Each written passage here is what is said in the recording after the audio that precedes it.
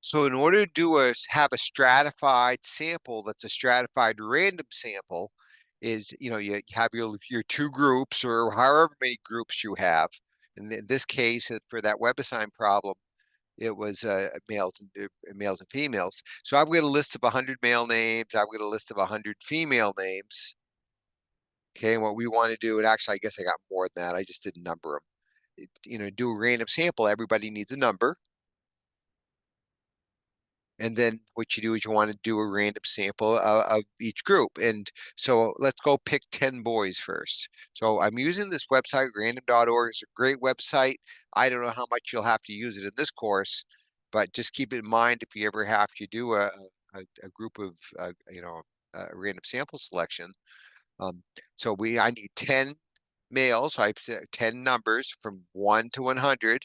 And I'm going to just have go in one column. And then I'm going to get the numbers, and these are the people, the men that I'm going to select, or the males that I'm going to select. So here, I'll just put this right. No, I guess I'll put it right here. So I would go to person number 54, and Nolan gets selected. Here, let me get fancy here and do some highlighting. Then the next person would be 92, person number 92, which is Bennett, and so on and so forth. You get the idea, right? And now, what you wouldn't want to do is you wouldn't want to have. I think I picked Nolan from a different group, but let's suppose number 56 showed up. Well, actually, go look at the numbers that showed up.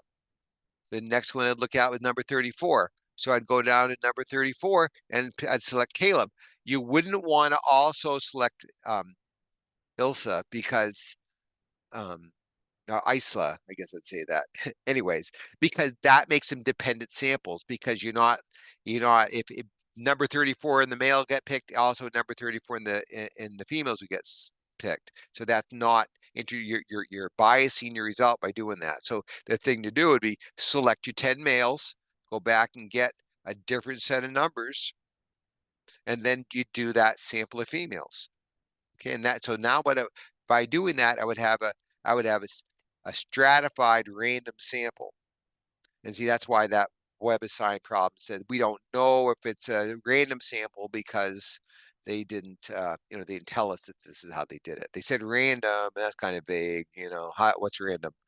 So all right. Now, one thing, what now is this a simple random sample that we're drawing? And it's not because I can't get a simple random sample says I can have all possible kinds of samples. I could have a list of 20 people because I'm selecting 20 people. I could have 20 boys, or I could have 20 girls, or I could have 5 boys, 15 girls, and 15 girls, 5 girls, 15 boys, and so on and so forth. Because I'm limiting it, it's not a simple random sample. Does that mean it's a bad sample? Not at all, because often you'll want to have a sample. You want to have a sample that represents your population.